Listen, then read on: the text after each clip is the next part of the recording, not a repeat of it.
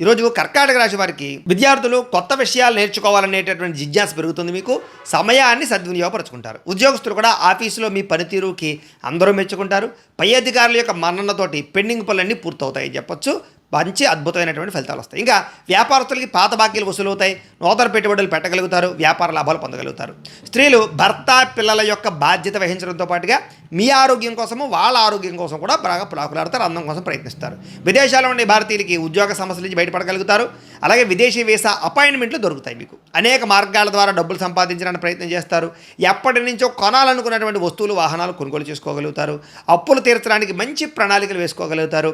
మీరు ఎవరికైనా సరే అప్పిచ్చే విషయంలో మాత్రం చాలా జాగ్రత్తగా ఉండాలి ఈరోజు. ఇక దూర ప్రయాణాలు కానీ విహారయాత్రలు కానీ తీర్థయాత్రలు కానీ బాగా కలిసి వస్తాయి. కుటుంబ సభ్యుల మధ్య సఖ్యత పెరుగుతుంది. పాత మిత్రులతోటి కష్ట సుఖాలు పంచుకోగలుగుతారు.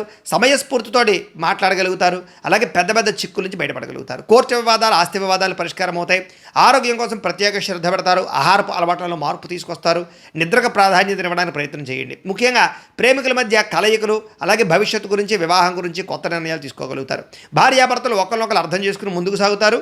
జీవిత భాగస్వామి యొక్క సలహా తీసుకోవడం వల్ల పెద్ద సమస్య నుంచి మీరు బయటపడగలుగుతారు. భూములు రియల్ ఎస్టేట్ రంగాల్లో ఉన్న వారికి లాభాలు చేకూరుతాయి.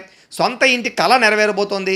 మీరు గతంలో చేసినటువంటి సహాయం మీకు ఈరోజు ఉపయోగపడుతుంది. మీకు సూర్యనారాయణ మూర్తి అంటే ఇష్టమైతే కనుక ఇక్కడ ఒకసారి లైక్ చేయండి. ఆయన ఆశీస్సులతో ఆరోగ్యం కలుగుతుంది.